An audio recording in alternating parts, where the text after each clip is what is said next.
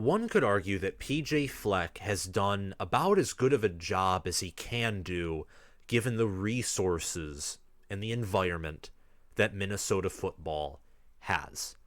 Minnesota is a program that had its heyday several decades before the beginning of the 21st century. They went 11-2 in 2019, finished in the top 10. They are coming off of back-to-back 9-win seasons, which ended in a top 2 finish in the Big Ten West, tiebreakers included, and 2 bowl wins. In all 4 of Minnesota's bowl appearances under PJ Fleck, Minnesota has gone 4-0, winning the Quick Lane Bowl in 2018, the Outback Bowl in 2019, the Guaranteed Rate Bowl in 2021, and the Pinstripe Bowl in 2022. Minnesota also has a co-Big Ten West Division championship in 2019. They didn't go to Indy, though, because of a home loss to Wisconsin, who held the tie-breaking win that year. Minnesota, these past 2 years, in 2021 and in 2022, they have been ranked at different points throughout the year, normally in September or October. Both of those years, they beat Wisconsin. Both of those years, they were in the running to win the West, still in the month of November, and potentially punch their first ticket to Indianapolis under PJ Fleck. So Minnesota has had a lot of success. A lot of success. And his record against Wisconsin, which in my understanding it's 3-3, that's a phenomenal record to have against a rival in Wisconsin that has had sort of an inverse stretch compared to what Minnesota has had over the past 2 decades, where Minnesota has struggled finding success, struggled going to bowl games. They've always been around a 500 team in the Big Ten in the 21st century. Wisconsin, comparing Wisconsin to Minnesota, Wisconsin has been up in the tier of Michigan, Penn State, and Ohio State when you look over the past 2 decades. What Barry Alvarez brought Wisconsin, beginning in the 90s, was a unforeseen stretch in Wisconsin history. And to have a 3-3 record against a program as good as Wisconsin, a program that was once the worst, one of the worst in the Big Ten, and now has hired Luke Fickell, who's one of the best head coaches in the nation, and put together a great roster and great staff, is very impressive by PJ Fleck. And I say all these things to say that PJ Fleck has done a very good job at Minnesota. Is he the best head coach in the world? No, he's not. But he's far from the worst. And with college football, and with sports in general, people sometimes forget that collegiate expectations are different from professional expectations. This isn't the NFL, where the league's very communistic in a sense, and they're very egalitarian in a lot of ways, where every team truly has the equal amount of resources and potential to win the Super Bowl. You have a pretty equal starting ground. You do. You have pretty fair competition. It just depends on what you do with it. There's the beauty of choice, but you have the same resources starting out. In college football, you have the beauty of choice. And whether you look at this next part as a beauty or a curse, you also have different starting points. There really is a true underdog. A true underdog is the best way to put it. A true underdog, a true quote-unquote poor man in college football. There is not that in the professional leagues.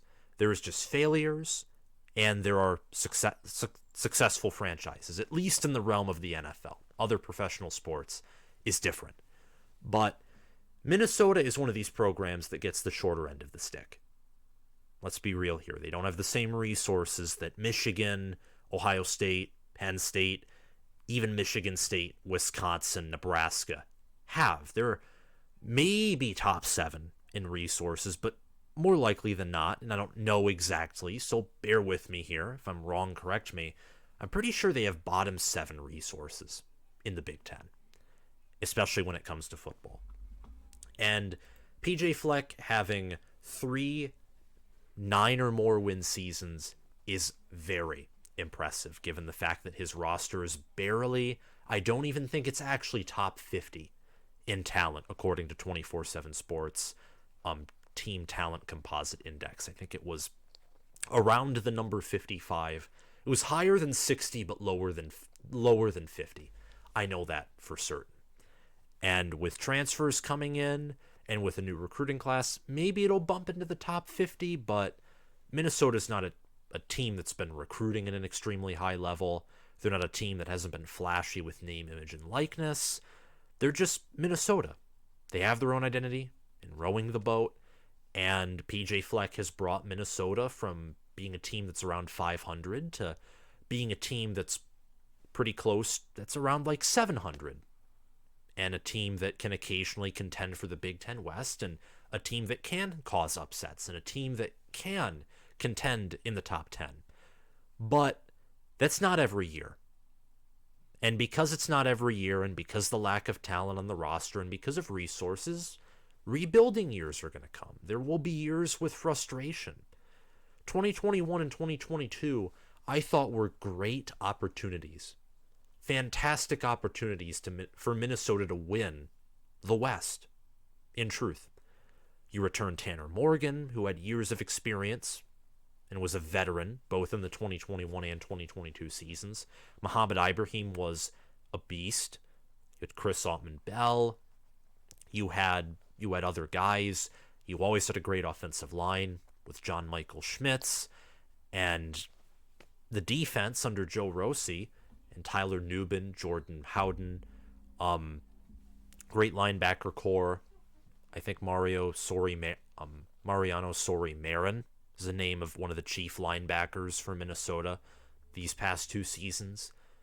Minnesota always had the opportunity to win the West, and they fell short, albeit they came very close. But now Minnesota, they lose Tanner Morgan, they lose Mohamed Ibrahim, they lose John Michael Schmitz and Chuck Filiega and Axel Rushmeyer. So they lose 3 out of their 5 starting offensive linemen. They lose Thomas Rush, and they lose cornerback Terrell Smith, strong safety Jordan Howden. That's not a whole lot of starters leaving, of course, but then you factor in that Kirk Ciarrocca's left for Rutgers in pursuit of, I think, a $1.5 or maybe higher than $1.5 million yearly contract, and the fact that Tanner Morgan and Mohamed Ibrahim and John Michael Schmitz, like, those were the 3 leaders on the offensive line outside of maybe Brevin Spanford, the tight end, who's decided to make a return for 2023. Minnesota's wide receivers have never been really stand out, and Chris Autman-Bell, unfortunately, has dealt with some injuries. So with Ethan Kaliakmanis coming forward, with Sean Tyler and Trey Potts likely being the running back duo that Minnesota will see next year, Brevin Spanford's a familiar face. Chris Autman-Bell, Daniel Jackson, Corey Crooms look to be the starting wide receivers, and that's just on offense. On defense, the unit looks to potentially improve off of what was a top 5 finish in scoring defense.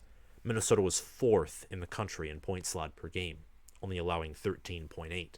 The problem, of course, was last year for Minnesota was their strength of schedule was woefully underachieving. The toughest team they played all year was Penn State, and they lost 45-17 on the road.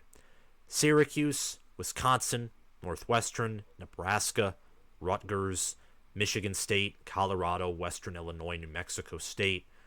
New Mexico State and Syracuse and Wisconsin were the only teams that Minnesota played that had winning records. And if you factor out bowl games, Syracuse was the only team who had a winning record in the regular season, and they went 7-5 in the ACC, who had one of their worst years in a decade. Ridiculously weak strength of schedule. You don't have that in 2023. In 2023, Minnesota plays both Michigan and Ohio State, along with a slew of West Division teams, and they also take the road at North Carolina. That schedule, losing a lot of losing a lot of key starters, losing an offensive coordinator. So Tanner Morgan is going to have had to deal with the atrocity that was Mike Sanford Jr. for 2 seasons. He got Kirk Ciarrocca back just for 1 year. He's now going to have Matt Simon as his... He's not now going to have Matt Simon as his main guy. But I just brought that up to say that Tanner Morgan cycled through multiple OCs. It did not help his development. A lot of these returning starters on offensive line, they're going to have a new OC as well, because Kirk Ciarrocca's departed to Rutgers. So I'm wondering if all these things, the tough schedule, the losing of key leaders, the lack of talent because Minnesota doesn't recruit well, and all these things, they all stack against PJ Fleck and the Minnesota program. And I'm wondering, and comment your thoughts down below right now on this, I'm wondering if this is going to be a rebuilding year for Minnesota. Do you think that Minnesota will suffer a regression overall in record, and that they could perhaps miss a bowl game? Comment your thoughts on that down below. They open up with a Power 5 opponent, an in-conference Power 5 opponent in Nebraska, August 31st. They play at North Carolina September 16th. They host Louisiana, who's had some good seasons, the Ragin' Cajuns. They host them the 30th. And they have road games at Ohio State, at Purdue, at Iowa, at Northwestern, and I've already mentioned at North Carolina. Some tough teams they host: Wisconsin, Michigan, Illinois, Michigan State. Basically the only not tough home game that I would say they have are Eastern Michigan, Louisiana, and Nebraska. It's going to be Matt Rule's first year at Nebraska, first game. I think the Huskers will come out a little rusty in that game. What do you think? Do you think I'm wrong? Do you think that, Minnesota's just going to keep on doing what they're doing? Or do you think that I'm onto something here? Comment your thoughts down below. And make sure before you forget to hit that subscribe button, like this video, hit the notification bell so you can get notified when I post new content. I try to cover all Big Ten teams. I'm going to cover some more than others just because some teams are more relevant than others, but don't worry. I do cover all Big Ten teams. I'm releasing a Big Ten predictions video, a way too early top 25 video, and a way too early college football playoff prediction video. I'm going to release all of those probably this month. So hit the notification bell if you're curious to see that kind of content. Subscribe if you haven't already. Like this video and comment your thoughts down below. Minnesota has a hefty amount of departing production, not in the numerical starters, of course, but they lose quarterback Tanner Morgan, running back Mohamed Ibrahim, along with 3 starting offensive line players. They return all their primary receiving threats, but former offensive coordinator Kirk Ciarrocca departed to Rutgers, and Minnesota hasn't been traditionally an offensive team under PJ Fleck. These past 2 seasons, Minnesota has been known for defense. They finished top 6 in these past seasons in points allowed per game. And in 2019, they actually finished, that was their best year. They finished with a top 25 scoring offense. Their defense was barely top 40. In a sense, Minnesota, they didn't start out as your traditional Big Ten West team, and that's why I think they found some success in the West. By success, I mean top 1 or tied for first finish. Minnesota now, after losing Kirk Ciarrocca to Penn State, like after his first stint ended, kind of evolved into what their rival Iowa and Wisconsin were, where they're not so good on offense, and they sputter there, but their defense, man, especially for Minnesota, where Iowa and Wisconsin, it's for Wisconsin, it's their front 7. For Iowa, it's the whole defense. For Minnesota, it is more of their back 7. It's more of their linebackers and more of their secondary players that get the job done. Their rival Wisconsin, it's the inverse. It's all about their front 4 and their front 7. And for Iowa, what Phil Parker does at Iowa, whatever elixir he gives his secondary players, the world will never know. But they return most of their defense. The Gophers do. They return a lot of their offense, but you're going to have a new quarterback, like a new starting quarterback who's going to be starting his first full year, because Ciarrocca really only came into the starting picture because of a brutal head injury that Tanner Morgan suffered against Illinois. He was just kind of thrown out there. This is going to be the first year that Ciarrocca will have, he'll be prepared and groomed for that starting role. I expect Minnesota to reload on defense. They'll have one of the best defenses in the country. Their biggest loss is strong safety Jordan Howden. This defense will be great, if not elite. But the huge question is the offense. It's the biggest question. Will Matt Simon and Greg Harbaugh Jr. be able to improve Minnesota's offense to play at a level to where they can break through from last year's 9-4 seasons? Because I know that even though Minnesota fans, they're happy. They're unbelievably happy with PJ Fleck's success, and people now take Minnesota somewhat seriously. It would be nice to see a new face break through in the Big Ten West, in what will likely be its final year existing as a division. And if it continues, you bet that UCLA and USC would be added to the West if the West and East were kept together, and that would immediately make the divisions more balanced. So at least this will probably be Minnesota's one of their final opportunities to realistically win the Big Ten West, with just the way they play football, the way they recruit. I mean, and in all seriousness, because UCLA and USC, if the West does exist and if they do join the West, that's a completely different animal to deal with. Ethan Ciarrocca, let's talk about him and what he did in the limited playing time that he got.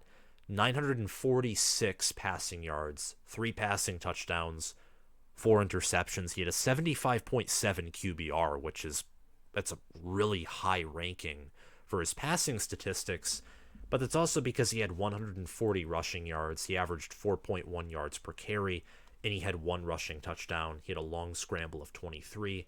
He had an amazing game against Wisconsin. He had 319 passing yards for 2 touchdowns. Again, that's relating to the back that Wisconsin's front 7 is very good, but their secondary, it was the case last year when they had a defense that allowed less yards per game than Georgia, one of the most talented offenses of all time in 2021. It was their secondary that was the weakness of that Wisconsin 2021 defense, which might have been Jim Leonard's best defense, given the fact that the offense he had to work with was atrocious. His worst game was against Illinois, or against Penn State, if you don't think 6 pass attempts is enough of a measurement. Against Penn State, he went 9 of 22 for 175 yards, a touchdown and a pick. Barely had above a 100 passer rating. He improved throughout the year for sure. He had a reasonable rating against Nebraska. He had a reasonable rating against Syracuse. He did poorly against Northwestern. He did poorly against Iowa, and that was a heartbreaking loss for Minnesota, as if they did beat Iowa and some other things happened, they could have went on to finish first in the Big Ten West, but of course that's very theoretical. At the end of the day, Ciarrocca finished with a 127.4 passer rating. He had 111 attempts for 946 yards. He completed 0.1% of his passes. He had a long of 49, which was in the Penn State game. And overall, with a full year of him being groomed as the starter, I do expect him to play at what Tanner Morgan's average career level of play was. So he will be a serviceable to above average quarterback. The biggest loss, of course, is Mohamed Ibrahim, who led the nation in rushing touchdowns to finish off the year. Trey Potts and Sean Tyler will be good, but Minnesota's running game is going to be probably its weakest in a long time. Like, you might have to go back before the 11-2 season. But we'll see. The games play themselves, and look at 2021 when Ibrahim was out for the whole year and Trey Potts was dealing with injuries, and Bucky Irving and Kai Thomas stepped up and that was a deep running back room with the way they played. Kai Thomas transferred to Kansas. He departed Kansas to transfer to another program. And Bucky Irving is now one of the better running backs in the nation, and he's starting at Oregon. Minnesota, one of the things about PJ Fleck's program, and this is what I'll finish off with, is they have a knack of surprising everyone. I mean, no one saw them coming in 2019. Many picked them to have a losing record in 2021, which I thought was asinine, that many predicted them to have a losing record in 2021, and then people again predicted them to underperform in 2022, when in reality they met expectations again, or they overachieved. It's a habit of PJ Fleck's programs to overachieve when everyone picks them to underachieve. So maybe I've finally given into that, and maybe I'm picking wrong by doing that, but looking at their schedule, there is a way that Minnesota could go 5-7 or 6-6 or around that with this schedule. I mean, Ohio State and Michigan will be top 4 next year. Wisconsin and Iowa will probably be top 25. North Carolina, Michigan State, Illinois. I mean, heck, even Nebraska and Purdue have enough weapons to where they could be threatening teams that have an above 500 record. So Minnesota's schedule went from being one of the easier Big Ten schedules last year, with hindsight, to probably being one of the hardest that we'll see in the Big Ten in 2023. Again, if you liked this video, if you liked my analysis, breakdown, and opinion sharing on Minnesota football, please comment your thoughts down below. Hit that big red subscribe button to help me get to 10,000 subscribers, where I will be doing a giveaway that will be involving my merchandise. Thank you all for watching this video, and I'll see you guys around. Bye.